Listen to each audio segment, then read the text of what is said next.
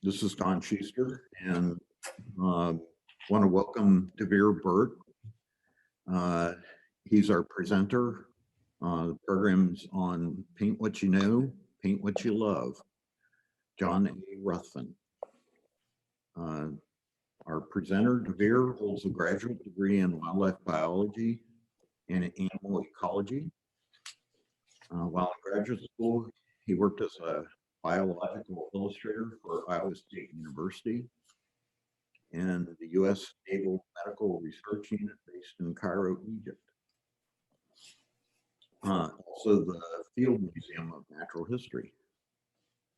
He spent 3 years with the Nature Conservancy, then 25 years with the Cincinnati Museum of Natural History until his retirement in 1996. He is now currently the Director Emeritus of the Cincinnati Museum of Natural History. During that time, he illustrated books and museum publications and had several one-man shows of his artwork. Since his retirement, he's devoted full-time attention to his art. He's had numerous one-man shows and has been privileged to exhibit with Charlie Harper and John Ruthven, our Cincinnati wildlife artists, along with DeVere. He was privileged to curate the 200th anniversary show of the Cincinnati Museum Center that honored John Ruthven and brought 275 works of wildlife art from 89 of North America's finest artists, all drawing inspiration from nature. Burt is a signature member of the Cincinnati Art Club, a founder of Masterworks for Nature, a member of the Association of Animal Artists, and a founding member of the Susan Kathleen Foundation. His art is in museum, institution, corporate, and private collections. And he's going to talk about our honorary signature member, John A. Ruthven. Want to take it, DeVere? Okay, thank you, Don. When I moved to Cincinnati in 1970, I knew two things about this town. I knew that E. Lucy Brown, an eminent plant ecologist, lived here and worked at the University of Cincinnati, and a professor. She was world-renowned for her research on the eastern deciduous forest. And I knew John Ruthven lived here, and I knew that because I had competed against him in the 1960 duck stamp design contest. I received honorable mention. John won it. So, and that was a pivotal moment in his life that changed his life forever. But I knew these two people lived there. And, fate is amazing in what can happen to you over a period of time. I now live in E. Lucy Brown's home. And over the last 20 years of my life, John Ruthven has been my very best friend. What started off as kind of an impersonal relationship with the city turned into a very personal one for me. John is a very complicated person, really remarkable individual in terms of his interests and his accomplishments. Many of them, I'm sure, are not known by the general public, and that's probably the way he wanted it. But I want to share this information because it's very impressive. He's known for far more than his art, although he was a prolific and productive artist. He estimates he generated 2,000 images over the course of his career. He was a teacher, a mentor, my mentor, a curious and intuitive naturalist with great naturalist skills, an entrepreneur. You'll be surprised at some of the ventures he was in and engineered successfully. He was a great communicator. Those of you probably all know that. You've heard him talk before, and he addressed an audience in a humble, self-effacing way, with lots of humor, and with the oratory skills of Samuel Clemens or Will Rogers. He's just down to earth. And what you see there in those sessions with John is what you get. That's who he is. He was a philanthropist, donating hours, time, and treasure to nonprofit organizations. And that's one reason why he is so loved by the city. He gave to everybody that asked, as I mentioned earlier to some of you, that there was no was not in his vocabulary. He always answered in a positive way to a request for help with a fundraising project. His home in Georgetown was used by practically every nonprofit organization in the city and the community as an event place where money could be raised for the organization. He was a historian. You may not know that, but he was an accomplished historian. He specialized in the Civil War. He was especially fond of Ulysses S. Grant and knew a lot about Grant's life. He was also a historical preservationist, and that came from Judy, his wife, who was passionate about historical preservation. John worked with her on many projects and eventually became as passionate about it as she was. So you add all this up and you get this and blend it with a fertile mind and a great imagination and unbridled ambition, which is at the core of John Ruthven. You have a very successful artist who achieved fame, celebrity, and wealth in his lifetime, which doesn't happen to many of us. We may all aspire to it. Few of us ever get there. John was one of them that got there. I'd like to spend a few minutes talking about his early development before we get into his professional life and his accomplishments. He died 1 month short of his 96th birthday. He was born November 12th, 1924. So he was a child of the Depression. He lived through it. He didn't have much. It was a working class family, but it was a loving, nurturing family. So he had a great childhood. His parents gave him the freedom to roam, and John was a vagabond. He was gone. In the hunting season, he hunted. He would take a trolley car out to the eastern edge of Mount Washington, and right by my house, as a matter of fact, and hunt those fields on the east end of Mount Washington. He would sometimes hunt the Wolfangle farm. At the end of the day, he would bring his gear back to the trolley and get on and go home. And usually he brought game home to his mother, who prepared it for the family. So he would have his gun. He'd have a shoulder bag with a lunch and his paraphernalia, and this ambition to bring home game. One occasion, and I have to share this with you because it is funny, and it does show how times change. John is 10 years old. It's 1934. He's hunting. He has a successful hunt. He has 2 rabbits attached to his belt. He's got his gun. He's got his shoulder bag. And on the way back to the trolley, he finds a spectacular horse skull. It's bleached white. The domestic beetles and the carrion beetles have done a wonderful job on this thing. There was no odor. It was pristine, beautiful. He had to have it. He couldn't leave it in the field. He picked it up, and when he stood the horse skull on its nose, it was as tall as he was. It didn't weigh much, but it was a load, considering that he had his gun, bag, and rabbits. He got on the streetcar, managed to sit between 2 passengers, and really struggled to keep from invading their personal distance with all of his paraphernalia. And finally, an elderly woman seated on one side of him said, "Sonny, you've got a lot of responsibility there. You've got a lot of gear. Can I help you?" And he said, "Well, it would help." And she said, "Well, may I hold your gun? May I take your gun?" So try that in 2021. That doesn't work very well, does it? Getting on a bus with a gun wouldn't work, let alone have somebody offer to help you with it. So he developed this deep love for nature during that period of time, and it stayed with him his entire life and served as a source for inspiration for his art. He would, when he wasn't hunting, he would roam the banks of the Ohio River. So he was outside all the time, and he had he would create a camp, build a fire. He would fish. If he caught fish, he ate the fish. He brought a little iron skillet with him in his shoulder bag, and he sketchbooks, and he would wander and explore the riverbank. And the smell of cooking fish would bring hobos down to the camp. So this was 1934. People were on the move. People were looking for something, and they'd smell that cooking, and they would come down and join him for lunch. And he shared his lunch with them. And they taught him how to snare rabbits, and they taught him all kinds of survival techniques that one might need to get by on the road by yourself.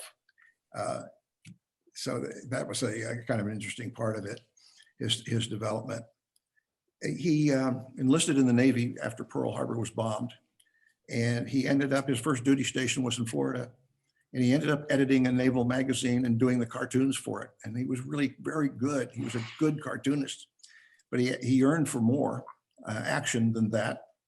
And he eventually was reassigned to a tin can, which is a sub chaser, a destroyer, a small craft, small, fast, heavily armed ship whose job was to track down U-boats and destroy them. He was the sonar man on board the USS Blakely. Now, my father and him had the same naval experience.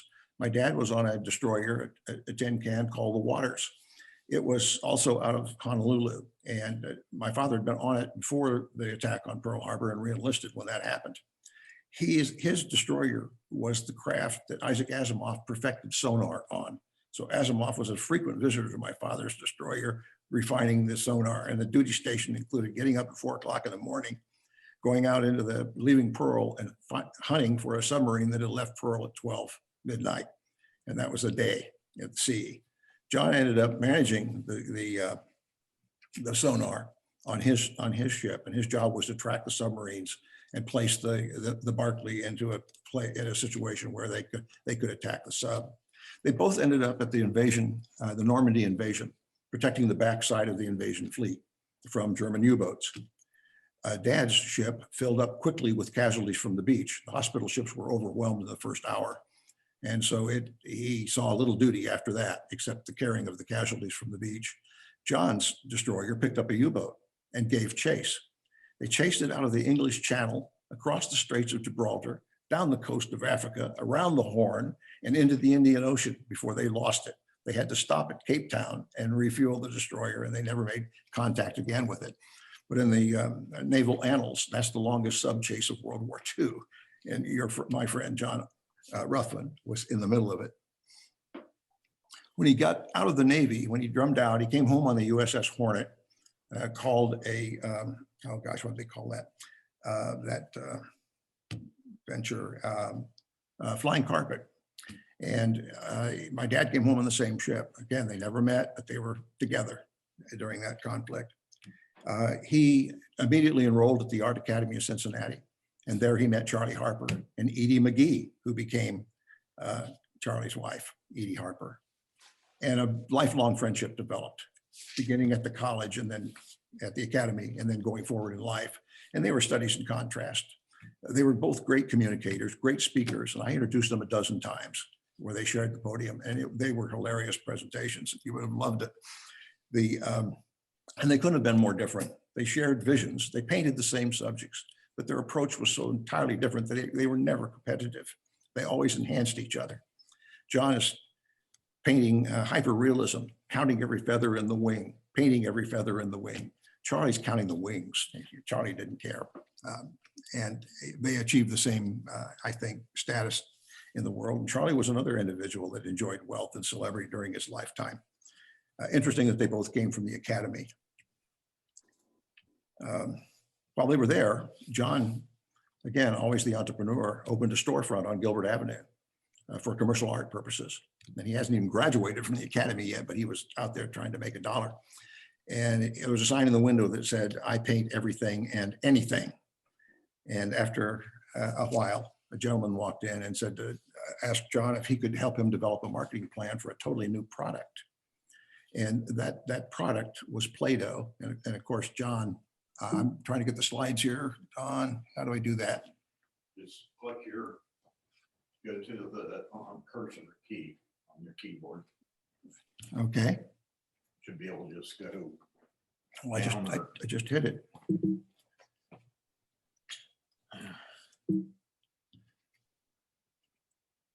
There we go. There it is. This is John's art. This is one of the first marketing pieces for Play-Doh, the Play-Doh. Play-Doh provided, the contract with Play-Doh provided John with steady income and dependable income over a 15-year period. And he immediately left the world of starving artists and began to develop a client base, which included Procter & Gamble, GE, Western and Southern, all of the major clothing stores, Shillito's, McAlpin's, all of those that are gone now were his clients at one time or another. And in the back of his mind, he was still thinking nature, painting nature, a career in fine art, and he was looking for a way to leave that commercial art enterprise and do fine art. And here was the way out. This is the 1960-61 federal duck stamp, the competition that I competed against him in and lost. He won with this beautiful interpretation of redhead ducks. This gave him instant credibility as a wildlife artist and a national audience of collectors. And the painting toured, and John followed the painting when he could. And he was in Chicago at Abercrombie Fitch. The painting was in the window. A collector had offered to purchase it, had made a down payment on the painting, and was coming to Chicago to pick it up.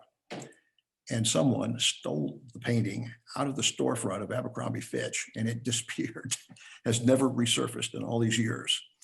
The collector still wanted a painting. He was trying to collect all of the duck stamp original art. He wanted the painting. So he asked John if he'd do another. Well, John couldn't by contract totally reproduce this, but he created another one that looks just like it. The only thing he did was leave out one of the bulrush breeds in the new painting. So there are two of these. One of them has been lost and will probably resurface in 20 years when all of us are dead. And the other one is owned by the collector, part of a huge, impressive collection of duck stamp art.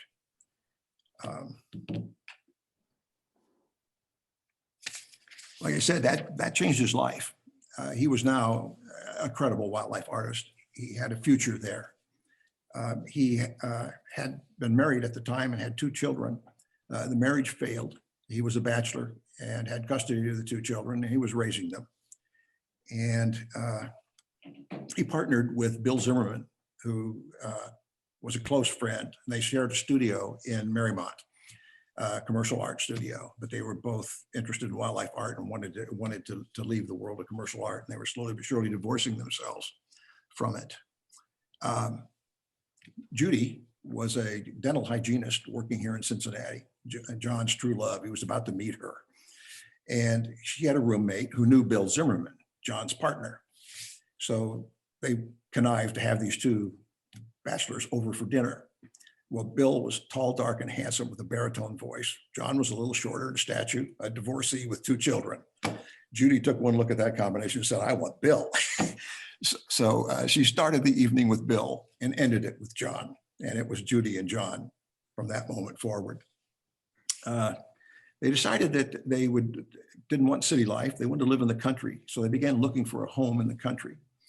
And they found two properties, both in the Georgetown area. One 54 acres that was on a huge bluff, on a bluff high above the Ohio River Valley with a Shawnee warpath, one of the war trails down below. So it was a very scenic, historic site. The other was a 165 acre farm with a brick federal farmhouse that was built in 1836. Judy's took one look at that and just swooned. John took a look at it and saw it was a dump. The place was full of junk machinery and broken fences, and everything that could be wrong with the exterior of the house was wrong. The interior, the tenant farmer that lived in it occupied the first floor. The second floor was occupied by his chickens, who were free-ranging chickens who would fly in and out of the house at will. And they had nest boxes upstairs. You could go up and collect eggs, but that's where they lived. John described the setting. I'm going to try to quote this. He said there was a retching chicken walking across the front yard and a sick dog kind of struggling across the front yard of the place. When we pulled up, I refused to get out of the car. Judy said, "We've got to buy this house." John said, "Absolutely not." 4 years later, they had it completely renovated and moved in. Judy kind of won that contest, as you can see. John was sold on the 165 acres. It was spectacular, rolling terrain with woodlots and pastures and meadows and ponds. And it had lots of potential. A very good stout tobacco barn on the site, and another cabin that had been a way station for a railroad that once crossed the property. So he Was this in Georgetown? This is Georgetown. It's the end of Okay. Dr. Fowle Road. The house was built by Dr. Fowle in 1836. It's beautifully restored. They did a wonderful job with the restoration. That was Judy's job. And Judy, again, was so excited about, oh, thank you. We're so excited about the play. This is the home. This is John's 1939 Zephyr in the front yard there, one of his toys. The house was restored. Judy's was empowered by this successful operation and began to organize a group of historic preservationists in Georgetown. Their first project was the courthouse. And it was a wonderful historic courthouse that they fully restored, and an arsonist burned it down. They rebuilt it to the historic specs again. That's 2 times on the courthouse. They restored and renovated the Thompson House, which became the gallery, the hub for the Ruthven's activities in Georgetown. Beautiful job there. John maintained a studio on the 2nd floor, and then the gallery space was used to display his paintings and affiliated material merchandise. And they held an open house in Georgetown twice a year. And I'm telling you, the population of Georgetown doubled when the Ruthven had an open house. And it was so busy that to get in the house, somebody had to leave. It was like a sausage machine. You could not get in. And they were extremely popular and financially successful as well for John. They also worked on, this property was contiguous with the Ulysses S. Grant boyhood home. He lived in this house for 16 years. A local judge had tried to protect it, owned it, but couldn't keep up with it. He was getting along in years and it needed a new owner. It was John and Judy. They bought it, they completely restored it and presented it to the state of Ohio. It's now on the National Historic Register and is a tourist attraction. And there are volunteers out there that maintain daily tours of the Grant boyhood home. And that happened because of John and Judy. Judy's last project before her death was Memorial Hall, that beautiful performing arts center built in 1908, I think, just down the street from Music Hall, a $5 million project to restore that, led by Judy. So you can see this side of him. John was in on all of those projects. He was helping and supporting her and using his art to raise money for those projects. And that's probably not very well known in the world of art and in the club. He also joined the club in 1954, and he estimated there were 45 members the year that he joined. So the club has seen some nice growth since then. He became fascinated with John Audubon when he was a boy.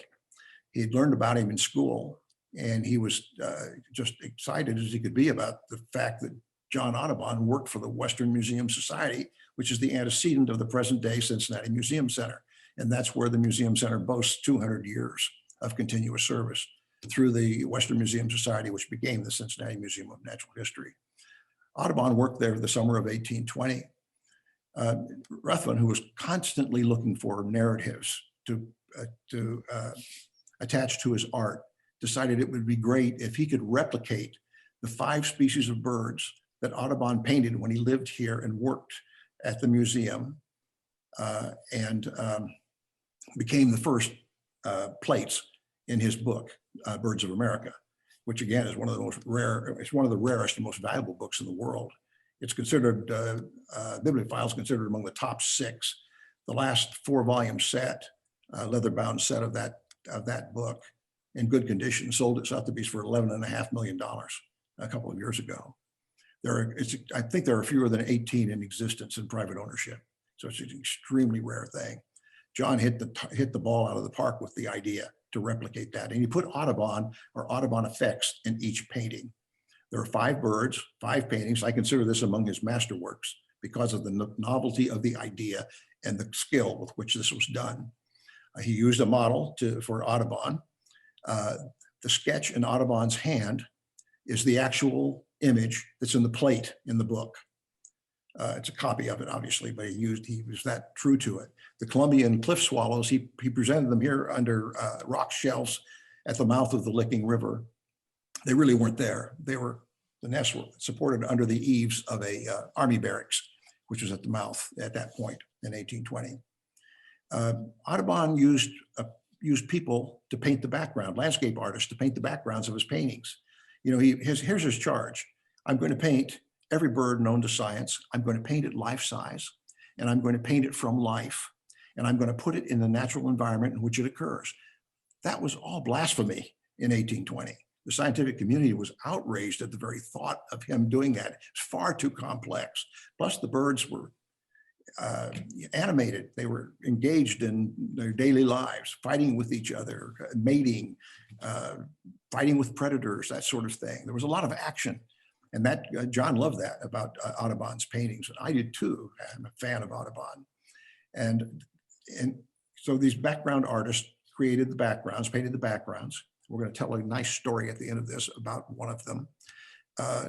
And John wanted to do that. He wanted to replicate that part of the creation of this work of art. So Ricky, his daughter, painted the waterfront, the storefronts across the river on the Cincinnati shore, and the packet boats. And if you see the original painting, which hangs at the USA Bank in their founder's room, in their boardroom, her name is on one of the paddle wheels of the paddle boats are in the back. Just one of those cute little explanations about a wonderful painting. He didn't get this finished. This is one of the few things that he set out to do that he didn't finish. He had one painting left to go, and it was of at least bittern. And the bittern, it was an amazing painting. This would have been a great painting. The story of how he came by this bird and how he chose to paint the bird was really good. Audubon was out in the field the day that this happened.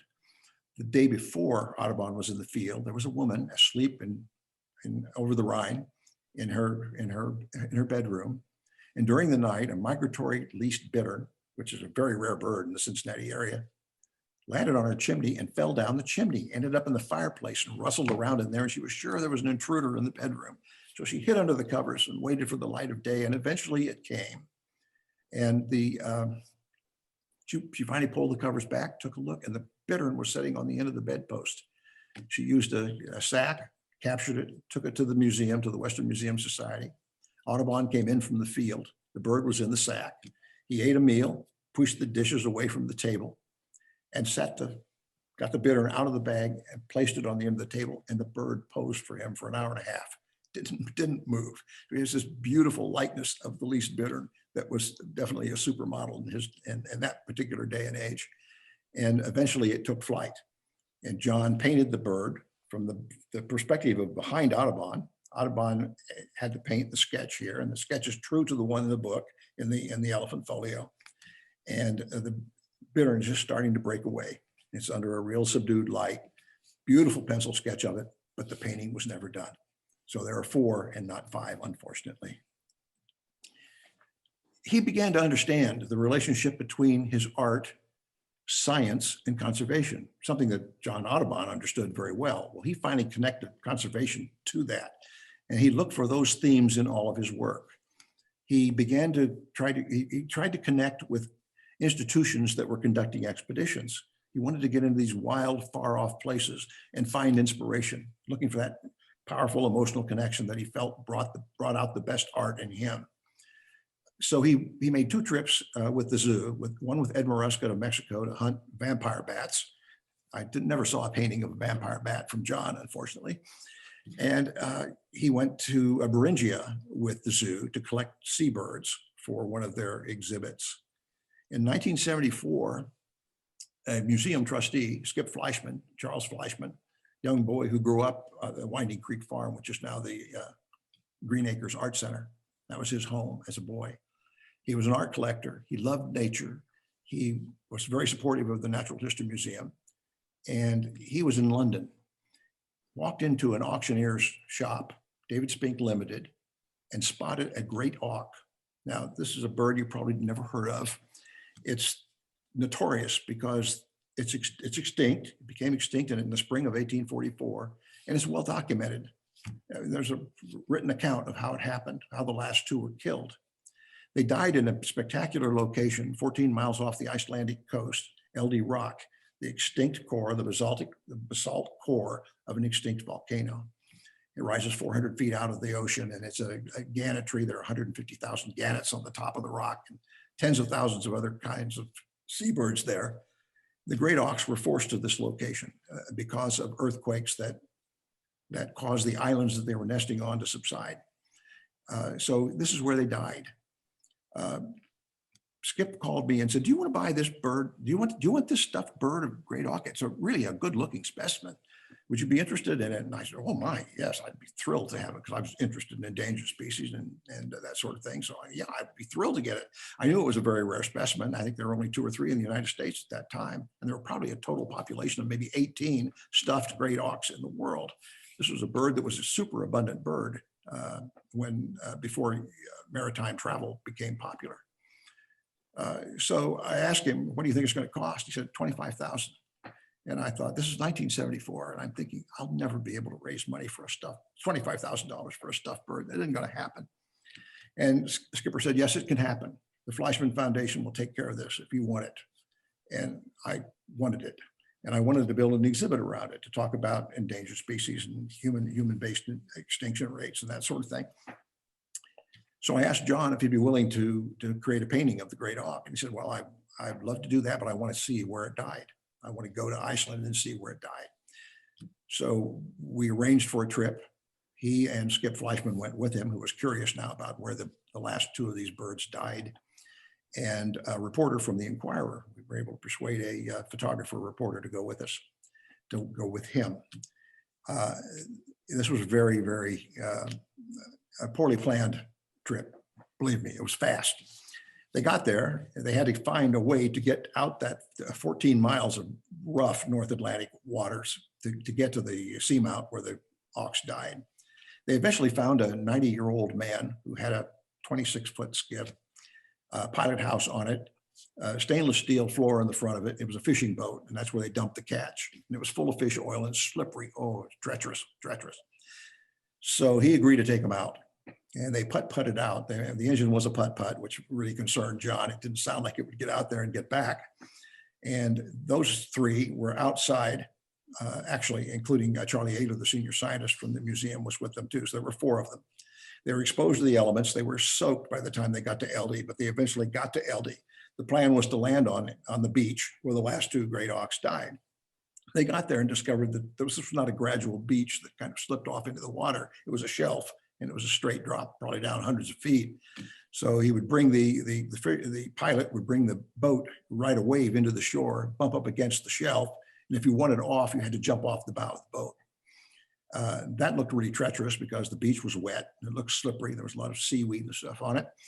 And getting back onto the boat was the same problem. The boat would drop down into the wash, probably 8 or 9 feet, the wash of the wave, and back up, and have to come back in again. And when the boat made contact with the beach, you jump back on the boat and run the risks of that stainless steel deck being sloppy and slippery, or just missing the boat altogether and ending up in the icy North Atlantic with hypothermia right around the corner. John lived to be 95 years old because he had a lot of common sense, and he did not decide to do that. But he got great images. He produced this image. The Inquirer ran they used to have a Sunday news magazine. This story of this trip and this painting occupied 90% of that magazine. Opening night, again, we became the sausage factory. We had 400 or 500 people that came to the opening of this exhibit to see this bird based upon John Ruthven's involvement and the painting that came from it. I think Procter & Gamble bought the painting and eventually gave it back to the Cincinnati Museum Center when they closed down the 9th floor collection of paintings that they had. Most of that, I think, went to the Cincinnati Art Museum. Well, here it is, the Great Auk. This led to other trips. John led the first international expedition mounted by the Natural History Museum in its 200-year history. It was this trip to LD Rock to create that. This was a tremendous success. It caught the attention of Bill Verity from Armco Steel. He was working on a deal with the Philippine government to export steel products from the Philippines. And he wanted this painting to go to Ferdinand Marcos and Imelda Marcos, wanted to sweeten the conversation. So he asked John to do it. John did it. It's a beautiful rendition of a monkey-eating eagle, which is a spectacular crested eagle. This served as an inspiration for some of John's best works later on. He got to thinking about it and the presentation of this to the Marcoses, and decided he didn't know a thing about this bird. He didn't know anything about the painting. He thought, well, I should bring John with me. So he took John Ruthven along on that trip, and John just charmed the shoes off of Imelda and for Ferdinand Marcos. And he talked them into changing the name of the eagle from the monkey-eating eagle, which is very descriptive, but not too exciting, to the Philippine eagle, and making it the national bird of the Philippines. This was all done in one session. Marcos agreed to do that, which lent a lot of protection to the eagle, which was on the International Endangered Species List, a very rare bird. Eventually, there was a palace coup. You probably remember that. Marcos was thrown out of office, managed to survive the upheaval. The palace was ransacked. Imelda lost 3,000 pairs of shoes, and this painting also disappeared. My guess is in 20 years, it'll turn up in an auction house in Europe somewhere after we're all dead and can't testify to what happened to it. And it'll return to public ownership some way, shape, or form. We began to develop a lot of things in the Philippines. The museum became very involved in research in the Philippines. And the research was led primarily by Bob Kennedy, who John met on that trip to see the Marcoses. Kennedy was a Peace Corps volunteer studying that eagle and took John to the nest. So John actually got to the nest, got to see the eagle, and was very inspired by that experience. He brought Bob to Cincinnati. He lectured at the Natural History Museum. I was very impressed with him. Everybody was impressed with him. And it was easy to recruit him to the staff as a curator of vertebrate zoology. He continued his work in the Philippines. He probably made 25 or 30 expeditions there during the course of his career and wrote the field guide to the birds of the Philippines while he was there. This represents the first trip that we made, and John and I were privileged to go along. We were camp followers. We had nothing to do with the organization of this. This was all Bob Kennedy. And it was a military maneuver, feeding 40 people and doing research at 8,000 feet in mossy forest in a perpetual cloud. The top of Mount Beloy was our destination on the island of Panay, about 150 miles south of Manila. A team of investigators from the Manila Museum, the National Museum in Manila, found a bird the year before, a single bird. It was known from one record. John was hot to trot about that, as I was as well. We wanted to see that bird. And Kennedy organized an expedition to go into this mountain range with the objective of creating a national park. If we could find that bird and other rare things, we might be able to persuade the politicians in Manila to create a national park around the crown of that mountain. 8,000 feet from sea level to the top where the camp was. In the lightning strikes all around us when there were storms up there. It was a very dangerous place to be. John was in heaven. I mean, he was just, he could beside himself. The first morning he was up at 4 o'clock running all the mist nets looking for birds. And about 6 o'clock, I can hear these shouts echoing through the mossy forest. It sounded like someone was in serious trouble. Well, it was John. He had found the bird in a mist net and he was shouting to come and see it, come and see it. Well, the whole camp broke and ran up to see it. And this is a great moment. The bird is actually in the scene here, but this is the leader of the Manila component of the expedition, John, Bob, and DeVere, much younger DeVere. John was 73 when this picture was taken. I'm 16 years younger than John, so I'll give you some sense of where I was. And that flag was an Explorers Club flag. They have about 100 of them. And those flags accompany every major expedition that's ever been mounted. They go along. And after 4 or 5 of these expeditions, they retire the flag and start a new one. They've been to the moon. They've been to the bottom of the sea. And this one was to the bottom of the sea. This was on board the deep sea submersible of Bob Ballard when he found the Titanic. This was on that craft. So that flag went to the top of the mountain and the bottom of the North Atlantic to find the Titanic. A great picture. It's now retired. Here is a magic moment for me. Here is where I actually began to understand the mastery of the medium that John held. What a major master he was. I held the bird. You can see it in my hand. John painted it. This was wet on wet, watercolor. We were in a cloud, so everything's soaked. I don't know how he managed to control the watercolor. It took him an hour to crank out 2 Panay striped prebabblers from that one specimen that I held in my hand. And It was gorgeous, starting from scratch, about an hour.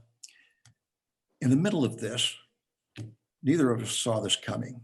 A little orb weaver spider was up on the canvas above us when we were collecting fresh water for the camp in the rain, dropped down off the top with its little web and landed right in the middle of that wet painting. And I mean, it was wet. And an orb weaver has a big fat abdomen, and it's too heavy for it to hold above the surface, so it drags it. And it went right through the middle of that painting, crawled off to the side. John kind of flicked it off and went to work, corrected it. And I'm telling you, if you saw the painting, the museum center would not let me, I'm a director emeriti, and they would not let me photograph that for this show. I could point out where that happened, but if I didn't tell you that it happened, if you saw that painting for the first time, you would not know it. If you did manage to see in the Audubon Tradition show at the Museum Center, you did have an opportunity to see that painting. It was on display there. But it was the first opportunity. I was in awe of John's abilities to do that. Just absolutely amazed. And he was in love with it because he was emulating his hero, John Audubon, painting a new bird, a bird new to science, creating the first painting of the bird, and being there on site, actually having obtained the bird. Now, I think the other series of masterpieces that he did are the great crested forest eagles of the world. I apologize for the quality of the image. There were 4 of them. He was really impressed by the Philippine eagle. And this is the Philippine eagle with a Philippine hornbill that it had just caught. And you can see the crest is erect. It's a dramatic looking beast and big. Its tarsus, that bone that runs from the ankle to the elbow, is as big as my wrist. I mean, it's a big bird, weighs 15 pounds, probably somewhere in that neighborhood. And they are the largest of all the eagles of the world. There are 4 of them. This is the first painting. This is the Philippine eagle. This is the harpy eagle from South America. It's painted against a very famous waterfall. I'm sure you all know what it is, but I can't remember the name now, having a senior moment. And this is a nasty little fellow. This is a beautifully marked eagle, just incredible in terms of the color patterns. It's the African crowned. And this is a dangerous little guy. He's very territorial on the nest. And there have been human fatalities associated with this eagle. And people are injured every year. They get too close to the nest. This bird will hit you. And again, it's got a tarsus as big around as my fist, and it weighs about 10 to 15 pounds. And at 80 miles an hour, if it hits you in the head, you know you've been hit. No question about it. A serious bird to contend with, and a spectacular bird. And then finally, the New Guinea harpy. He painted this from photographs and birds in the museum center's collection. And the birds of paradise that it's chasing also came from the museum's collection. He did not get to New Guinea. This was the only place he didn't visit. It's the only time he didn't see that bird in reality, have it right there in front of him. But it's a beautiful painting nonetheless, and my favorite of the 4.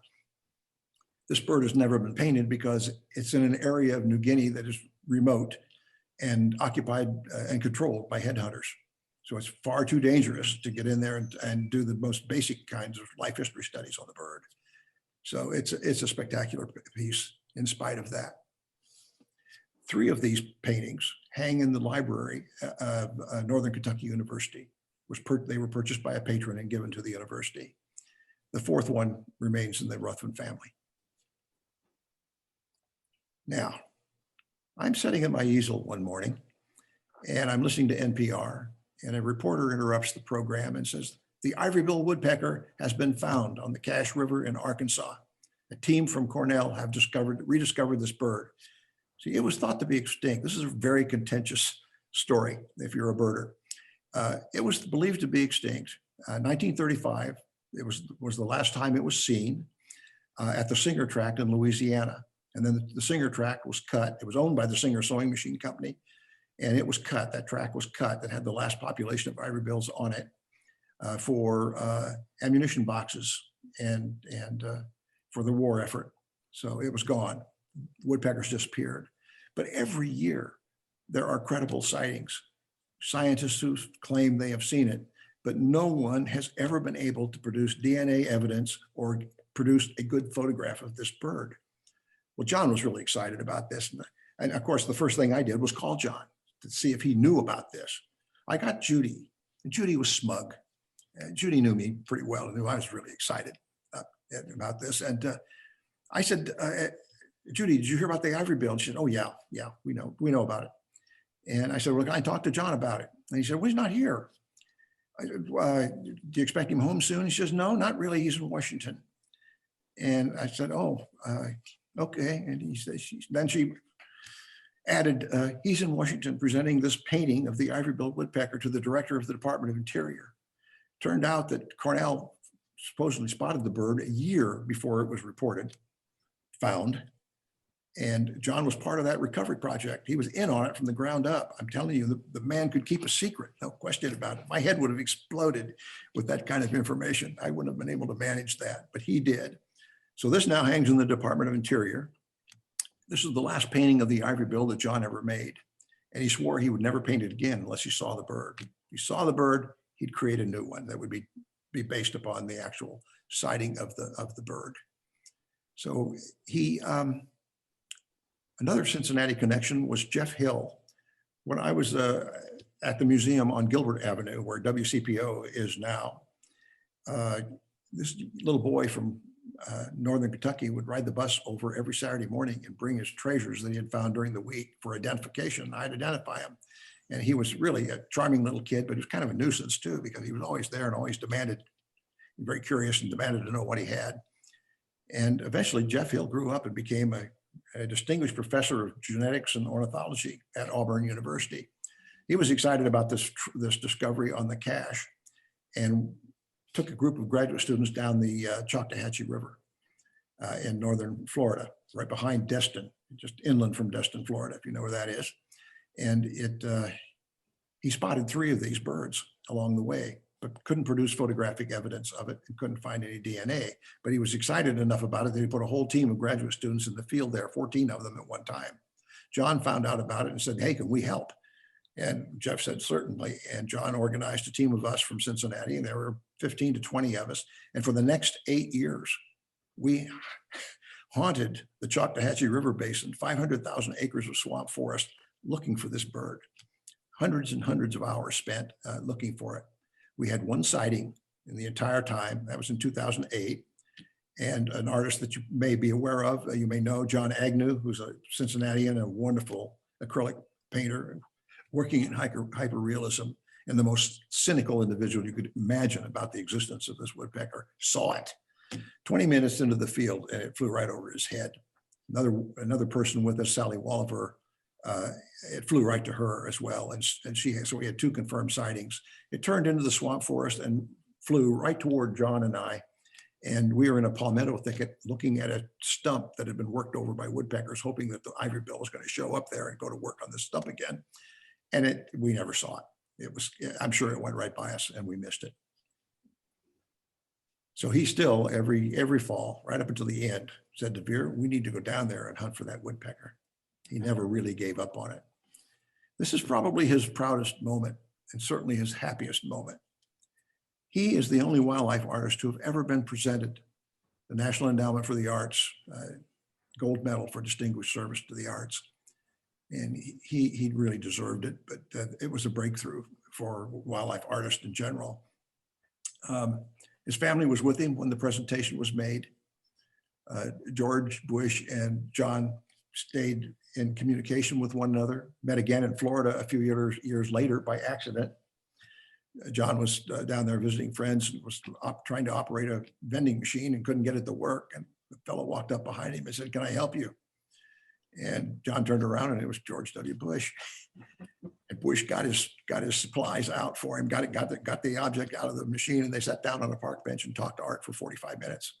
And George is going on now to a real deep interest in art. He has a studio on the ranch, with shows coming up and a book coming out and of his portraits. And John Ruthven had a role to play in that. But this was a great day for him. His grandsons are on one side, Judy's with him, and his daughter Ricky and her husband. And then finally, I want to measure some of the things that John told me, advice that he gave me during the course of our relationship. And I wrote a lot of it down, and I believe it. And I've lived my life artistically by these instructions that he gave me. The best advice he ever gave me was paint what you know and paint what you love.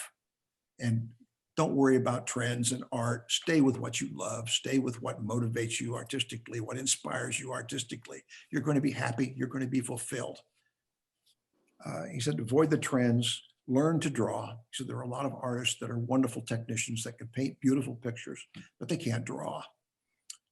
They drop out of quick draw contests and all of that because they really can't produce the image. A beautiful example of being able to draw was presented by John in Mansfield, Ohio. We attended a week-long bird festival there. Masterworks for Nature was invited, and we had an art show, and John was on the program. There was a packed room. John asked for 15 feet of newsprint, about 5 feet in width. It's stretched, it's about 10 feet rather, stretched across one end of the room, and he taped it to the wall. And he began to talk, and he talked about the ivory-billed woodpecker. And he started to sketch the woodpecker. And the woodpecker filled the 10 feet. It was gargantuan. And he was engaged in this conversation about the woodpecker. All the time he was working on it. Proportions were right. The wing was foreshortened. It was perfect. The bird was colored and perfectly. The pattern was correct. And when he finished the bird, he was finished with the talk. I don't know how the heck he did that. I'm still in awe of it. And having witnessed it, and I'm not sure I would have believed it if I hadn't seen it. Someone got out of there with that newsprint, with that gigantic ivory bill sketch. And I'm green with envy. I wish I was one of them. He always was trying to develop an emotional connection. So he went to a great deal of trouble to do that and traveled all over the world to do that. But he says your best art comes from the strength of that emotional connection with the subject. The closer you are to it, the more you're moved by it, the better the end product's going to be. He also said narration was always good. Connect that subject and that image with a story about it. People want to know where the inspiration came from.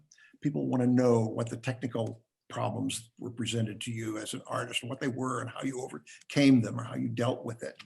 They're interested, and you need a narration. You need to be able to talk enthusiastically about your work and prove to them that it's really something special. So the narrative was another one of his talking points. And to this very day, I have a story with everything I do. I always try to do that. And he said, use your imagination, be inventive. Don't be a conformist, be inventive. Exceed expectations whenever you can. Exceed expectations. That's really good advice as well. And here's two examples. This beautiful image of this is an original watercolor image that he gave to Pat and I. We were part of a group of 25 volunteers that organized a 90th birthday party for him. It was a bash, 400 guests, Cincinnati club packed full of people, an evening of reminiscence, testimonials, tributes. It was a wonderful evening. When it was over with, he was on cloud nine, obviously. And I expected, well, we'll get a note, thank you note. I got this in the mail. It came in a little box in a frame and personalized. 25 people got one of these. He was 90 years old when this happened. He sat down and generated 25 of these and passed them out to the volunteers that organized the evening for him. Way above and beyond what was necessary to make everybody happy and to feel appreciated, exceeding expectations, basically. The other one was his coming out show here in Cincinnati. Phyllis Weston invited him to attend an exhibit of his work, one-man show of his work at the Clausen Gallery on 4th Street. It was one of the really top art venues in the city at that point. And Phyllis Weston ran a great show and produced a lot of wonderful artists, got their careers started. She was excellent. She picked John. She could see the promise in John. And so John delivered art down there, and he was mortified because she took a look at the prices on the art and doubled every one of them. And he thought, I'll never sell a piece. These are way overpriced. I'll never sell anything. And well, she was right. He was wrong. But again, exceeding expectation. You get one chance to make a first impression. Here's John's way of doing it. He ordered 400 small jewelry boxes about that size. Judy created bird nests inside each one of them, glued the bird nest to the side and so on. John blew hundreds of quail eggs which then went into the nest, glued to the bottom of the nest. A duck feather or a pheasant feather or a turkey feather was added to the nest, and a personalized invitation on parchment paper was added. That was the invitation to that exhibit, the coming out party for John Ruthven. Took him weeks to do it. Talk about manual labor. You couldn't get in the door of Clausen's for that event. It was packed. And to his delight, I think they sold out that first night. I think they sold everything.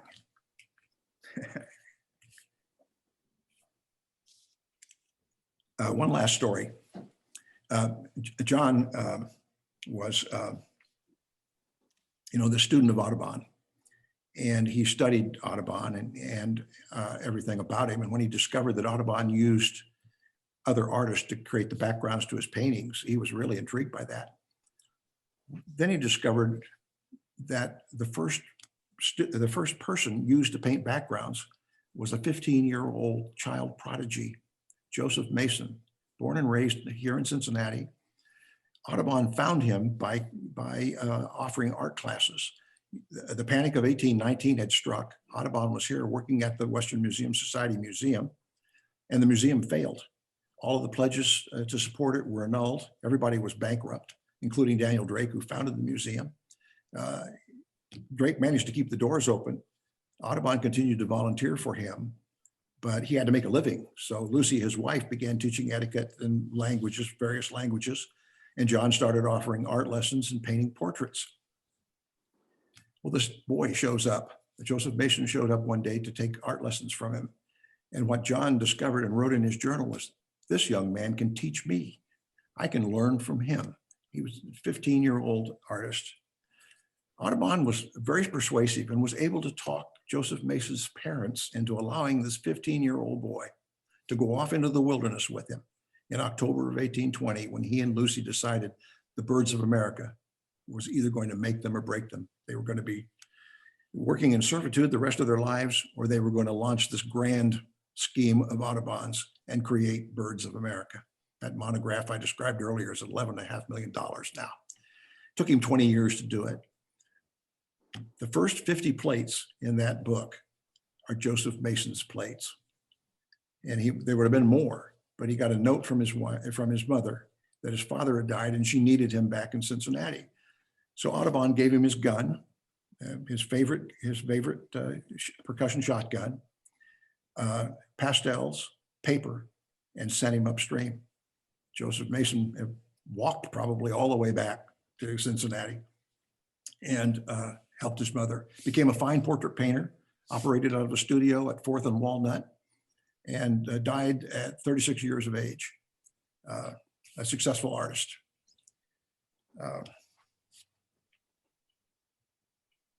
John began to try to find out as much about Joseph Mason as he could.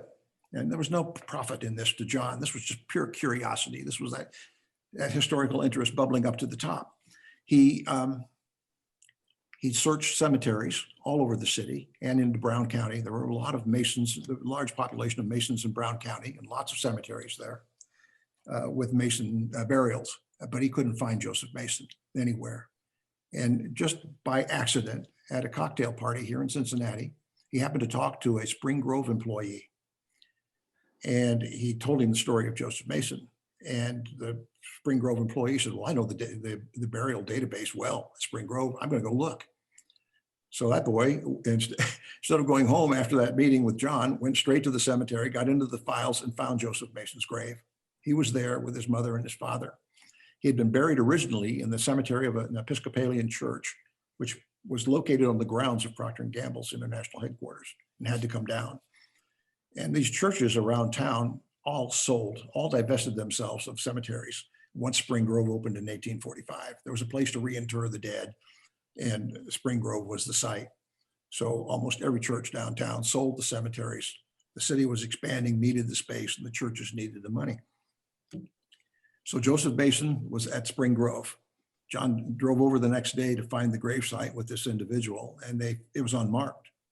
And John thought that can't be. This boy had such an important role to play in Audubon's success. There ought to be a marker. So we started talking about it, and we approached the Hale Foundation, and they thought that was a good idea. So there was a beautiful marker placed over the grave of Joseph Mason. And if you're in Spring Grove, you have to look this up. John designed it. There's a raised bronze relief on top of the marble. It's a reproduction of one of Audubon's best plates, yellow-billed cuckoo flying through a stand of southern magnolia, that beautiful thick-leaved, glossy green leaf magnolia with a lily-like bloom, huge lily bloom. It's a beautiful painting. It's one of Audubon's best, collaboration with Joseph Mason. And I was honored to write the text, a brief biography about the boy on it. And Spring Grove got into this and decided that that needed a tree. So 20 feet away from the grave site is a beautiful southern magnolia sapling that's going to grow into a monster, into a beautiful specimen tree in that location to help celebrate the life and times of Joseph Mason.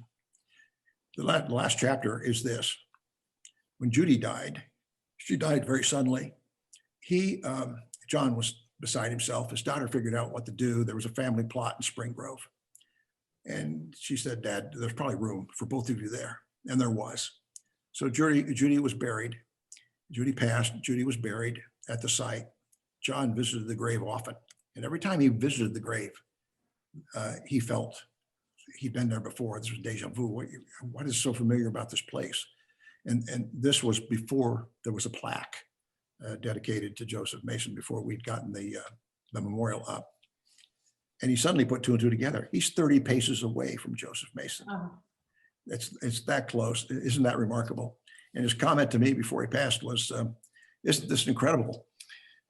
Judy and I and Joe will spend eternity watching birds in the glades at Spring Grove. Pretty cool. Aww, that's Isn't that sweet. great? Well, that concludes my message today about John. I'd be happy to entertain any questions that you might have.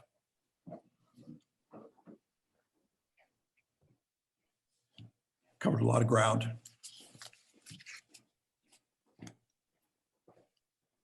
Right on time, actually. I didn't do too bad. Yeah, let's turn off the screen Oh, share. sure. Yeah.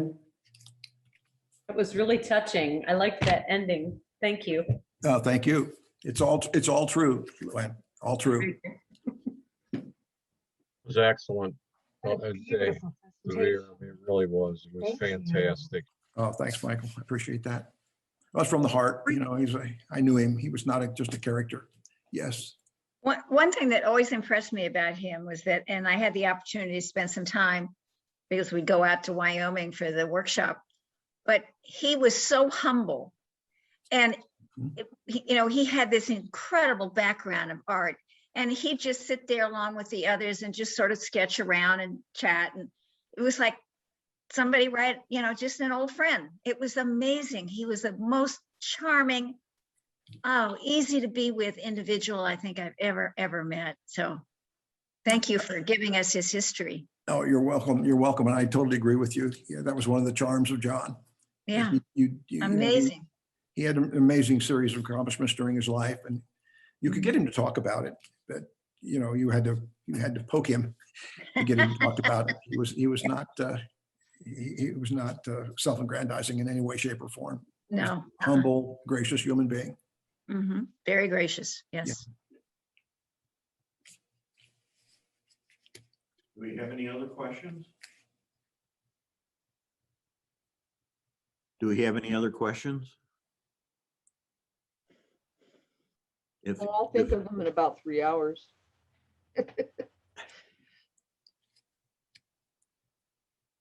If not, then we'll go ahead and wrap things up here. Thank you all for attending, and thank you, DeVere, for your presentation. You're very welcome. And Thank you for doing this. Thank you for attending. Appreciate Just it. wonderful. Thank you. Thank you. You're Really interesting. Thank you so much. Welcome. It was great.